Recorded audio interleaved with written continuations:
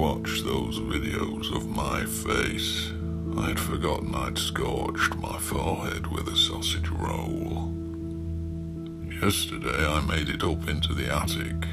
You see, no sound can come out from that space. I climbed into the pile of plastic packaging I'd thrown up there and rolled, a crescendo of crinkling. I found him sitting in the dark, as though a jobbing apparition. Bartholomew Plug. Born of the accumulated swelter of the space, his hum as light as a vapour moving up and into the air, escaping through vellum walls. Standing in the middle of the papier-mâché mountain range, touching the burn below my hairline, I put the sausage roll on the edge of the Daily Mail cliff and let it fall. Somewhere in the room I could hear he was building. The props he had made collapsed by the door. Or had I tipped them over, dismissed them as spent structures? Later, I hid in the pile of branches at the bottom of the garden and from inside shouted, "Walk, Bartholomew Plug, walk. Look over your left shoulder and cross your eyes." He sighed, and with the posture of a towel slaughtered by a seamstress to make the Prime Minister's nighttime nappy, turned and retreated, stumbling out of sight. "Breathe, Bartholomew. Breathe."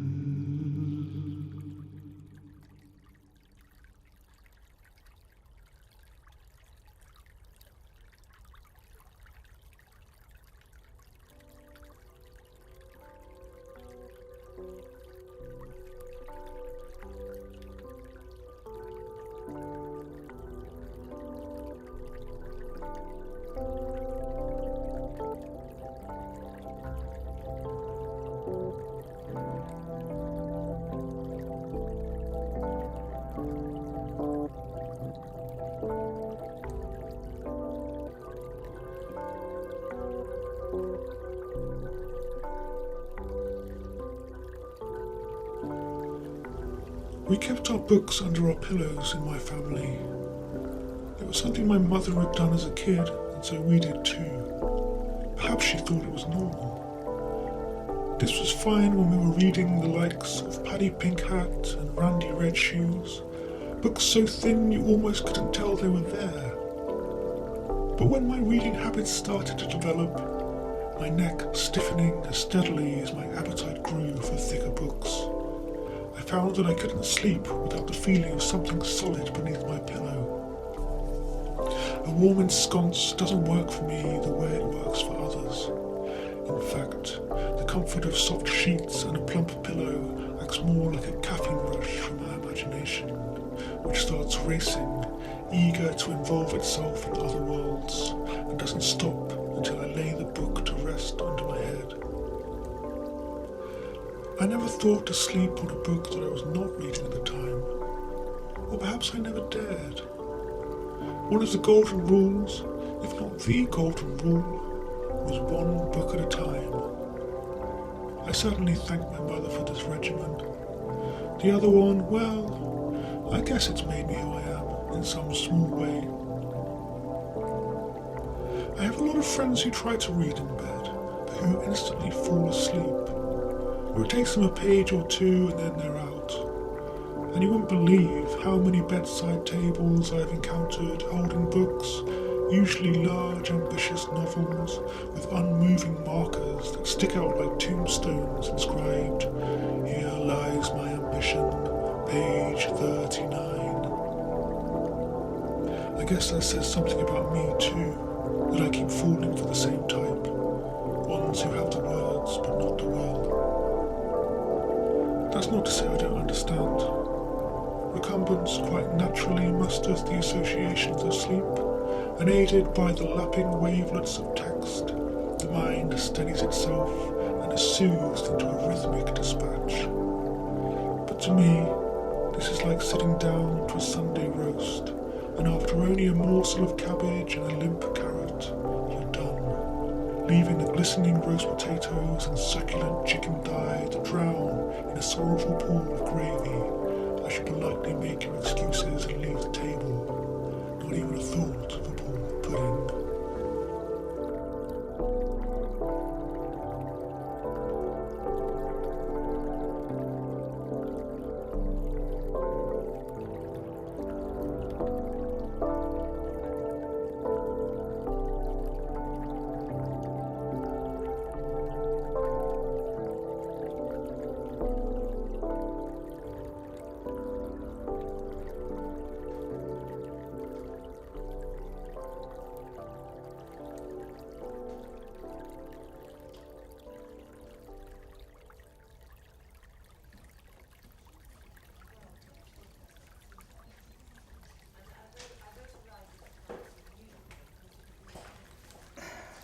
Dear Mr. Shalahine, please find attached your please find your gift attached, as will soon become clear. All too clear. It is something you will never like from somebody you have always hated, despised. Please be sure to treat it with the utmost care. It is extremely volatile and must be kept under continual restless surveillance. forever. Yours, B. Plug. BCC on.